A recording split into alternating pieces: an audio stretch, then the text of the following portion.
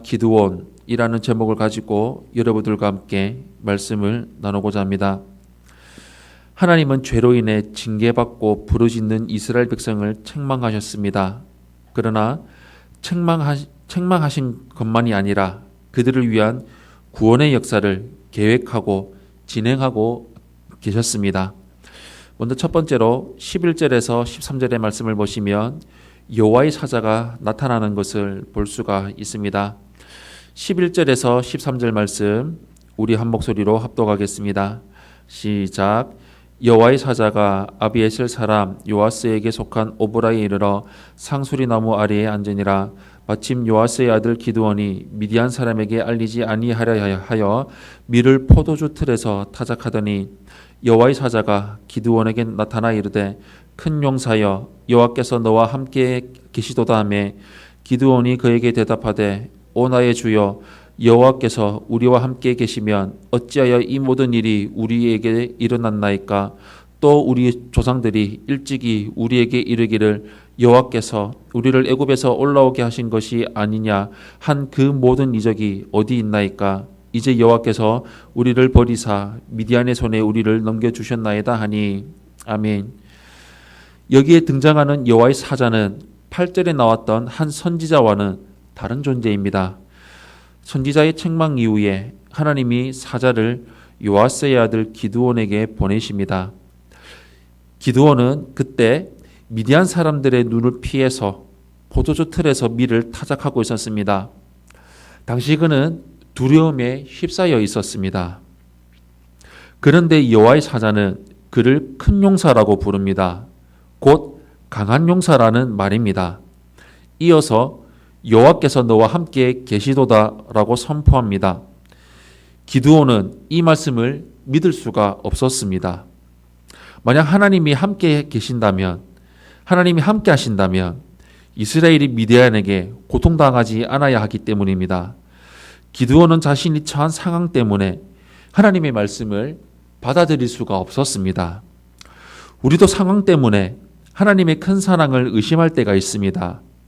하나님은 우리를 사랑하신다고 분명하게 말씀하셨는데 우리가 가진 것도 많지 않고 남다른 능력도 없기에 그 말씀을 믿을 수 없다고 생각할 때가 있습니다. 하나님이 우리를 향해서 놀라운 계획을 가지고 계시다는 사실도 믿지 못합니다. 현실에서 느끼는 두려움 때문에 하나님이 우리와 함께 계신다는 사실을 의심하게 됩니다. 하지만 기드온이 깨닫지 못한 사실이 있습니다. 바로 그것은 그들이 겪고 있는 고난은 그들의 죄 때문이라는 것입니다. 두 번째로 14절에서 21절의 말씀을 보시면 기드온을 사사로 부르시는 것을 볼 수가 있습니다. 14절에서 21절 말씀 우리 한 목소리로 합독하겠습니다. 시작. 여호와께서 그를 향하여 이르시되 너는 가서 이 너의 힘으로 이스라엘을 미디안의 손에서 구원하라. 내가 너를 보낸 것이 아니냐 하시니라. 그러나 기드온이 그에게 대답하되 오 주여 내가 무엇으로 이스라엘을 구원하리이까. 보소서 나의 집은 므낫세 중에 극히 약하고 나는 내 아버지 집에서 가장 작은 자니이다 하니 여호와께서 그에게 이르시되 내가 반드시 너와 함께하리니 내가 미디안 사람 치기를 한 사람을 치듯 하리라 하시니라. 기드온이 그에게 대답하되 만일 내가 주께 은혜를 얻었사오면 나와 말씀하신 이가 주 되시는 표징을 내게 보이소서. 내가 예물을 가지고 다시 주께로 와서 그것을 주 앞에 드리기까지 이곳을 떠나지 마시기를 원하나이다 하니 그가 이르되 내가 너 돌아올 때까지 머무르리라 하니라.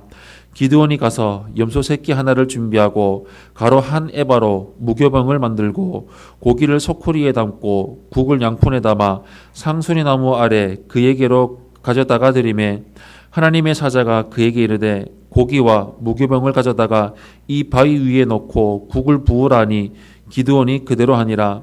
여호와의 사자가 손에 잡은 지팡이 끝을 내밀어 고기와 무교병이 되니 불이 바위에서 나와 고기와 무교병을 살랐고 여호와의 사자는 떠나서 보이지 아니한지라.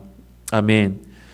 하나님이 그런 기드온에게 미디안 손에서 이스라엘 백성을 구원하기 위해 그를 보내실 것이라고 말씀하십니다. 그러나 기드온은 자신의 무능함을 내세웁니다. 집안도 보잘것 없을 뿐 아니라 자신도 미약한 존재라고 말합니다. 하지만 하나님은 그에게 능력을 주실 것을 약속하십니다. 의심을 떨치지 못한 기드온은 표징을 요구합니다. 그리고 급히 염소 새끼, 무교병, 고기, 국을 가져와서 하나님의 사자에게 드립니다. 예물을 바칠 때 표징이 나타나기를 바란 것입니다. 하나님의 사자는 고기와 무교병을 바위 위에 놓고 국을 부으라고 명한 후에 고기와 무교병의 지팡이 끝을 댔고 바위에서 불이 나와 그것들을 살랐습니다. 하나님은 우리에게 많은 능력과 기적을 경험하게 하시고 우리가 믿음 안에서 당신의 일을 감당하도록 우리를 이끄십니다. 우리는 그저 믿고 순종하고 따르기만 하면 됩니다. 마지막 세 번째로 22절에서 24절의 말씀을 보시면 단을 쌓는 기드온의 모습을 볼 수가 있습니다. 22절에서 24절 말씀 우리 한 목소리로 합독하겠습니다. 시작. 기드온이 그가 여호와의 사자인 줄을 알고 이르되 슬프도소이다. 주 여호와여 내가 여호와의 사자를 대면하여 보았나이다 하니 여호와께서 그에게 이르시되 너는 안심하라 두려워하지 말라 죽지 아니하리라 하시니라. 기드온이 여호와를 위하여 거기서 제단을 쌓고 그것을 여호와 살롬이라 하였더라. 그것이 오늘까지 아비에셀 사람에게 속한 오보라에 있더라. 아멘. 기드온은 여호와의 사자가 사라지고 난 후에야 자신에게 일어난 일이 얼마나 놀라운지를 깨닫습니다. 자신이 여호와의 사자를 대면했다는 사실을 실감합니다. 그래서 거기에 여호와를 위해 단을 쌓고 그것을 여호와 살롬이라고 지칭합니다. 여호와는 평강이시다라는 뜻의 이 이름에서 기드온이 이제껏 얼마나 큰 두려움 가운데 있었는지를 짐작할 수가 있습니다. 그에게는 평안함이 너무나도 간절했습니다. 그는 두려움에서 벗어나기를 너무나도 원했습니다. 하나님의 사랑은 두려움을 몰아냅니다. 우리의 삶은 두려움의 삶이 아닙니다. 믿음과 확신의 삶입니다. 그리스도의 놀라운 사랑이 우리를 담대하게 만듭니다. 그리고 그 놀라운 사랑으로 인해서 우리에게 평안함이 넘칩니다. 사랑하는 성도 여러분, 예수님을 믿는다면 세상이 두려워 숨지 않습니다. 하나님은 믿는 자들에게 당신의 놀라운 사랑을 경험하게 하시고 그 사랑 안에서 담대함을 얻게 하십니다. 예수 그리스도의 놀라운 사랑이 우리에게 참된 평안을 가져다 줍니다. 현실에 사로잡혀서 믿음이 약해지면 마음의 평안도 사라지게 됩니다.